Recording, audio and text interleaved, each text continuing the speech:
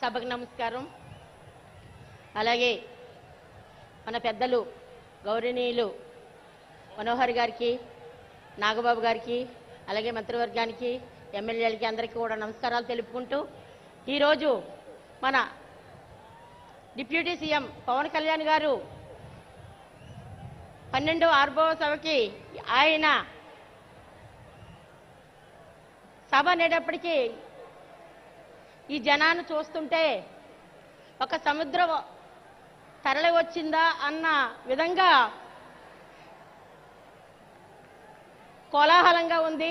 మనకి సంక్రాంతి అలాగే ఉగాది పండుగలు ఎలాగైతే వస్తాయో ఆవిర్భావ దినోత్సవం కూడా అదే పండుగలా మనం అందరం చేసుకుంటాము. అటువంటి పండుగ రోజు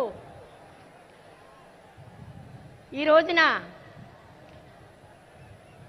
11 ఆవిర్భావ దినోత్సవాలు చేసుకుని సార్ చెప్పినట్టు ఎన్నో అడ్డంకులు పర్మిషన్లు ఉండే కాదు, ఎక్కడికక్కడికి జనాలని దారులు మళ్లించేసేవారు. అయినా సరే అన్ని దాటుకుంటూ మనం 11 సభలు చేసుకున్నాము. ఇప్పుడు 12వ సభ ఎంతో ఘనంగా మన ప్రభుత్వంలో చేసుకుంటున్నాం. కూటమి ప్రభుత్వంలో మనందరము కూడా ఎంతో అదృష్టవంతులు. ఎందుకంటే పవన్ కళ్యాణ్ గారు మనకిచ్చిన ఈ ఒక అవకాశాన్ని మనల్ని ఇలా ఇంత పండుగ వాతావరణంలో చూసుకుంటూ మహిళలకు కళ్యాణ్ బాబు గారు ఇచ్చే అదృష్టం ఏంటంటే ఒక ముఖద్వారానికి మహిళ అయినటువంటి డొక్కా సీతమ్మ గారు ముఖద్వారం అని పెట్టారు. అలాగే అన్నా క్యాంటీన్లు ఉన్నాయి, మహిళ డొక్కా సీతమ్మ గారి క్యాంటీన్ అని పెట్టారు. అటువంటి మహానుభావులు పవన్ కళ్యాణ్ గారు మన మహిళలకు అంతటి అదృష్టాన్ని ఇచ్చారు. అలాగే వీర మహిళ అనే ఒక నామకరణం చేసి మమ్మల్ని అందరినీ కూడా ఒక ప్లాట్ఫామ్ ఇచ్చి మా మహిళలందరికీ కూడా ఎంతో గౌరవం దక్కిస్తున్నారు. అటువంటి వీర మహిళగా, అటువంటి మహిళా నాయకురాలుగా నేను ఎంతో అదృష్టవంతులుగా భావిస్తూ ఇంతటి అవకాశాన్ని ఇచ్చిన పెద్దలందరికీ ధన్యవాదాలు తెలుపుకుంటూ జై జనసేన. గౌరవనీయులు పిఠాపురం కాన్స్టిట్యూన్సీ ఇన్ఛార్జ్ శ్రీ మర్రెడ్డి శ్రీనివాస్ గారిని మాట్లాడాల్సి కోరుతున్నాను.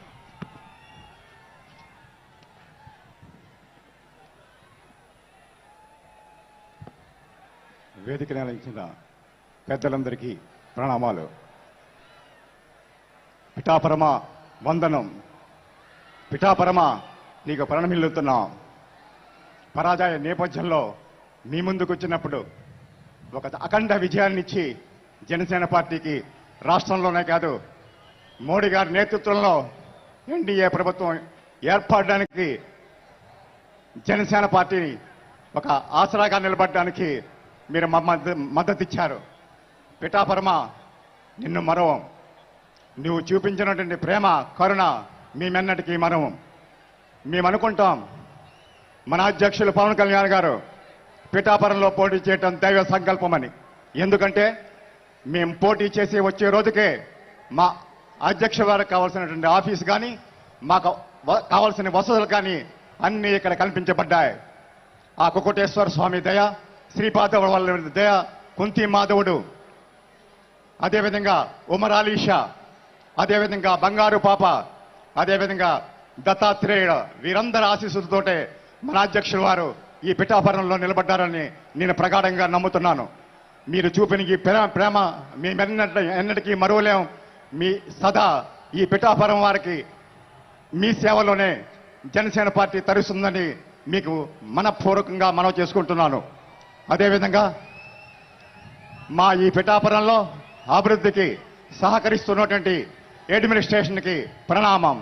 ప్రతి ఒక్క ఆఫీసర్, డిప్యూటీ సీఎం గారు ఆఫీసు నుంచి వచ్చే ప్రతి ఇన్స్ట్రక్షన్ ఎంత శ్రద్ధగా అమలు చేస్తారంటే ఈవేళ పిఠాపురంలో జరుగుతున్న అభివృద్ధి దానికి తార్కాణం. వీరందరికీ వందనం. అదేవిధంగా మేము ఒకటే కొరుగుతున్నాం, జనసేన పార్టీ ఒక సాధారణ రాజకీయ పార్టీ కాదు. మా అధ్యక్షుడు ఒక సాధారణ రాజకీయ నాయకుడు కాడు. మేము వచ్చింది మార్పు కోసం. మేము కోరుకున్నది వ్యవస్థల మార్పు కోసం, సమాజం మార్పు కోసం. నిజంగా కూడా అధికార యంత్రాంగం కూడా ఒక్క ఆజ్ఞ ఆకమేఘాల మీద కూడా ఇక్కడ కార్యక్రమాలు జరుగుతున్నాయి. మేము కోరుకున్నదంటే మార్పు రావాలి. ప్రభుత్వ ఆఫీసుల్లో సామాన్యుడి గలం వినపడాలి. సామాన్యుడు వచ్చినట్టునే పనులు జరగాలి. అది మా ఆకాంక్ష, మేము కోరుకునే మార్పు. అదేవిధంగా ఒక్క రోజులో వ్యవస్థలు మారవు. మేము నిలబడ్డాం పిఠాపురంలో, తొలిగొడ వేసాం పిఠాపురంలో. అధ్యక్షుడు జనసేన పార్టీ సిద్ధాంతాలు ఏవైతున్నాయో దానికోసం బలంగా నిలబడి ఉన్నాం. మీకు మాటిస్తున్నాం, పిఠాపురం మీ ఆత్మాభిమానాన్ని, మీ గౌరవాన్ని మేమెప్పటికీ